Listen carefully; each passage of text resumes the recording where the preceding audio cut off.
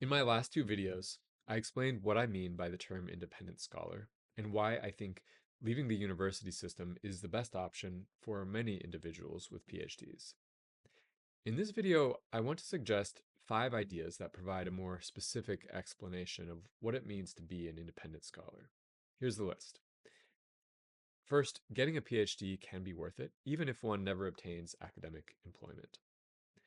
Second, people with PhDs can produce world-class scholarship, even if they aren't employed by a university. Third, scholarly writing is a worthwhile enterprise.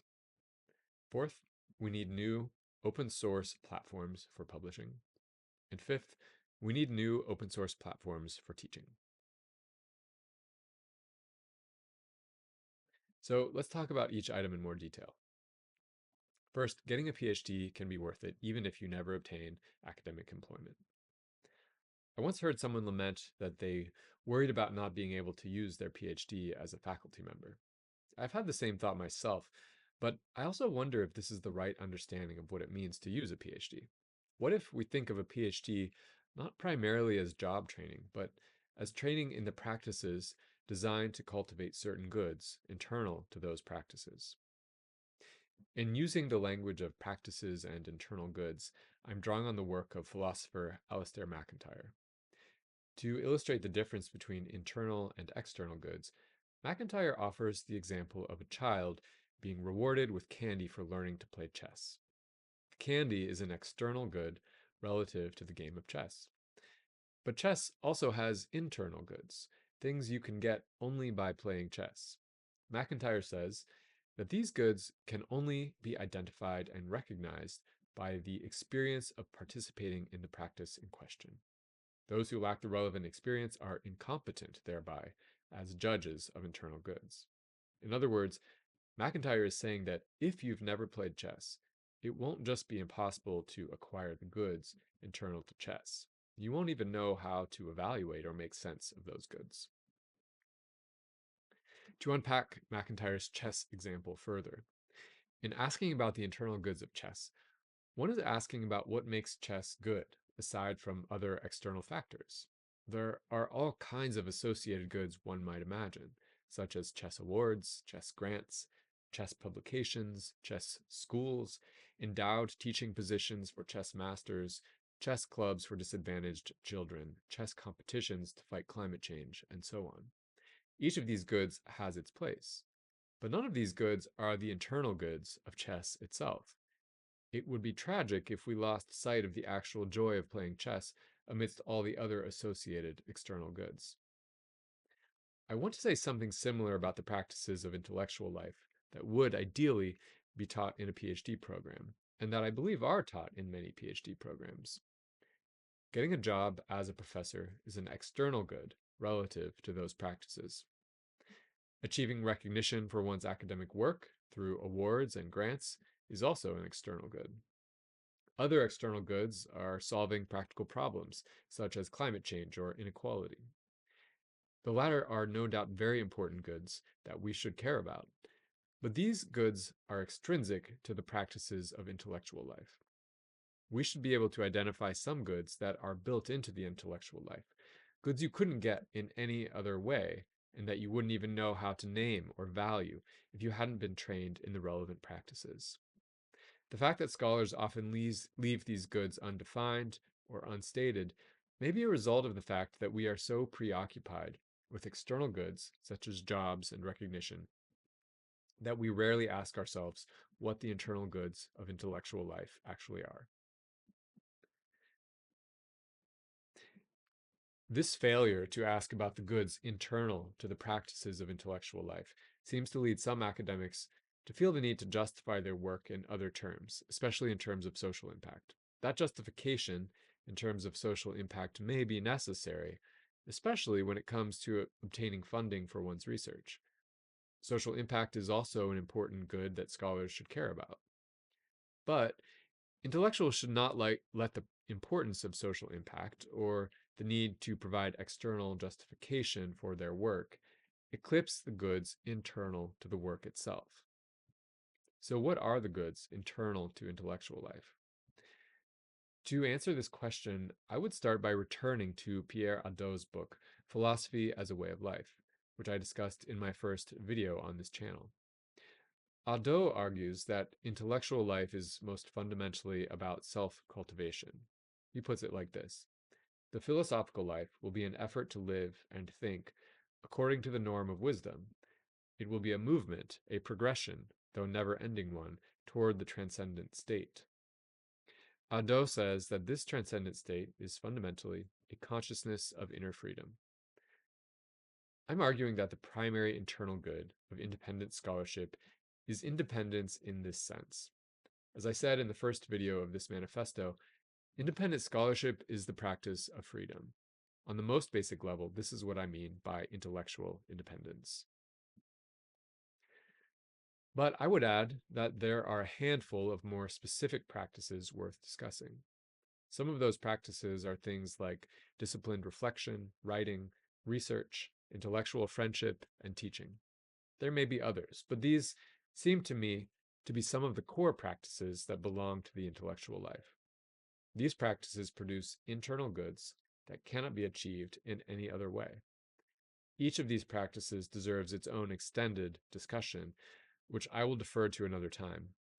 But let me note that I refer to intellectual friendship instead of publishing, because I believe publishing is only one way of sharing one's work. The practice of publishing is important because it turns the intellectual enterprise into a collaborative one. But publishing is not the only, or even necessarily the best, way to achieve that objective.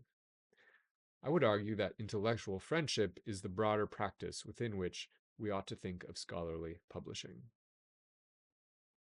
Thinking in terms of internal goods is especially important because it turns the whole scholarly enterprise into a collaborative rather than a competitive one, where each person fights desperately for one of a few and shrinking number of faculty positions. As MacIntyre writes, external goods are characteristically objects of competition, in which there must be losers as well as winners.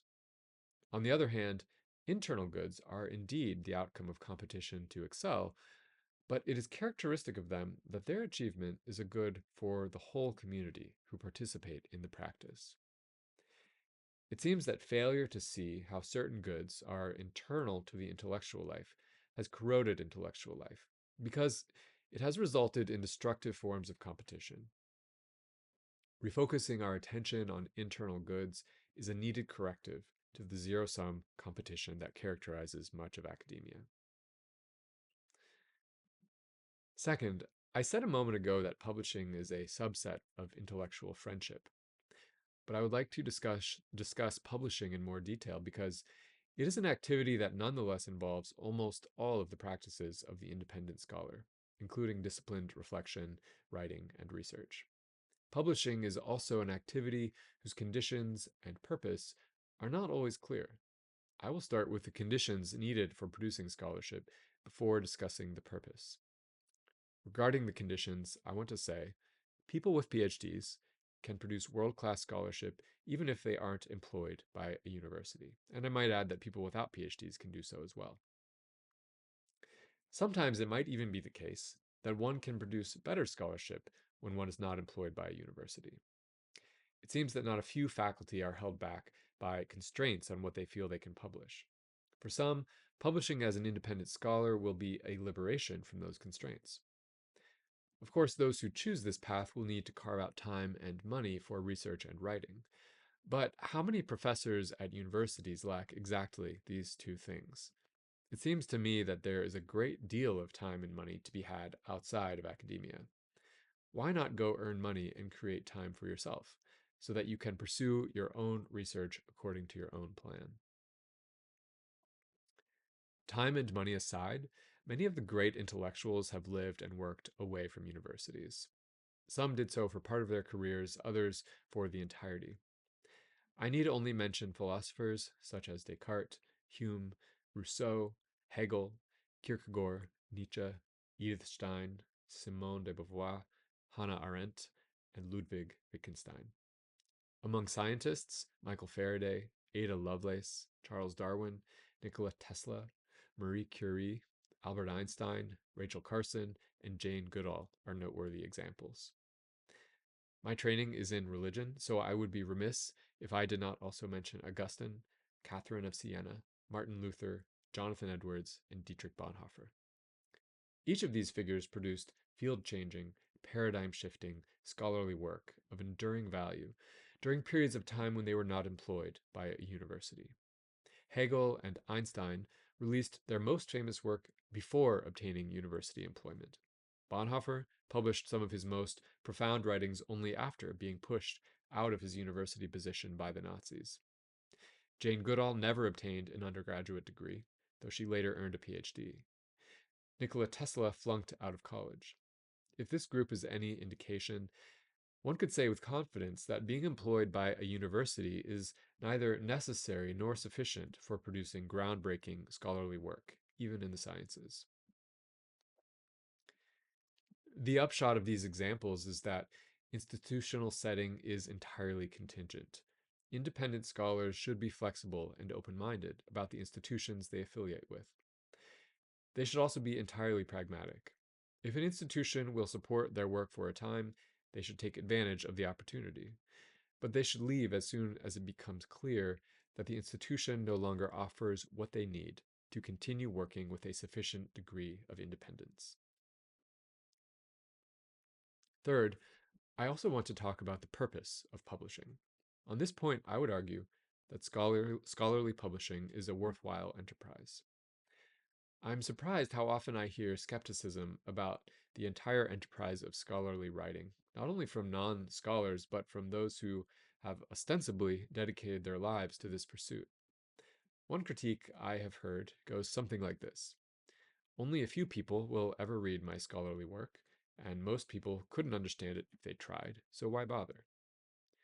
One response to this worry is to try to become more engaged, perhaps through popular level writing or through social media. I do understand the sense of futility that can accompany the process of scholarly writing and publication. But I think the arguments that accompany that futility are generally misguided, and the attempted solutions most often a waste of time. For one, it isn't necessarily true that only a few people will read one's scholarly work. There are niche communities online whose interests are even more specific than much academic work. Post your work online and you will almost certainly find interested readers from all over the world.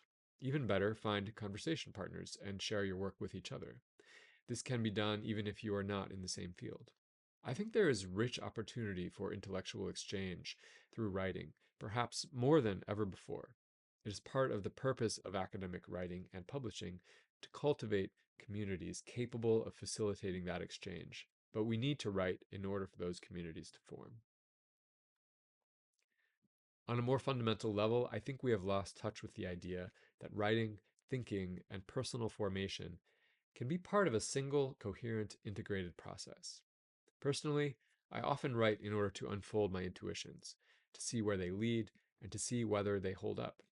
Writing is for me a process of discovery. It's part of how I explore the world, sharpen my thoughts, clarify my emotions, and shape my sense of self. Partly, I don't care at all whether anyone ever reads what I write. I think writing can be a meaningful practice, even if the results of one's writing are never shared. If it is hard for us to imagine scholarship in this way, I don't think the problem is scholarly publication per se. The problem may be a constricted sense of what scholarship is and can be.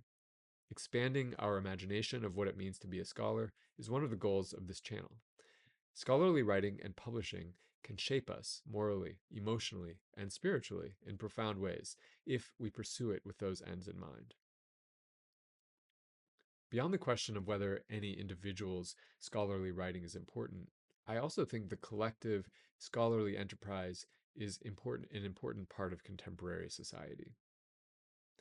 It is true that most works of scholarship will never be read widely in the way that, say, works of popular fiction or those of some superstar intellectuals are. But this is true in almost every human endeavor. Only the best practitioners in any field become well known, especially outside their field. There are many athletes in every sport, many musicians, many business persons, and many academics that most of us will never hear of. But in order for the famous few to emerge, there have to be many others laboring in that field, pushing it forward in new ways, training new entrants, and maintaining the standards of excellence appropriate to that field. This is a problem only if we think of the goods of the field as external goods that are competitive or zero sum. But if we recognize that the internal goods of the field benefit everyone as they are achieved, then this idea of scholarly publishing as a collaborative enterprise makes a lot more sense. The humanities as a whole seem to have lost touch with this idea, and the result is a general malaise around scholarly writing and publishing, and I think a significant loss. Again, we need a better sense of the internal goods of scholarly publishing, goods which can be achieved whether or not one's writing achieves recognition or fame. Fourth, the remaining two ideas about independent scholarship have to do with the institutions that facilitate publishing and teaching. Regarding the first, I would argue that we need new platforms for publishing. The academic publishing process is held hostage by a handful of publishers who do not work for the best interests of scholars or scholarship. We need to create a public, nonprofit, open source platform, think Wikipedia for scholarly publishing, that includes a rigorous and efficient peer review process. The current system hides scholarship behind paywalls, which do in fact prevent it from being read. I think this is bad for scholarship and bad for scholars. As a side note, I would argue that most scholars should make their work available online for free, even if this violates an agreement with a publisher. Many publishing agreements are unjust because they benefit one party at the expense of another, and because there are no other viable options for scholarly publishing. As such, I think it is permissible to violate publishing contracts in order to rectify the injustice that they seek to legitimize through a veil of legality. This action would be a tactic in the spirit of Des Certeau, so if you're interested in the idea, see my video on tactics for further discussion. Finally, I would argue that we need new venues for teaching.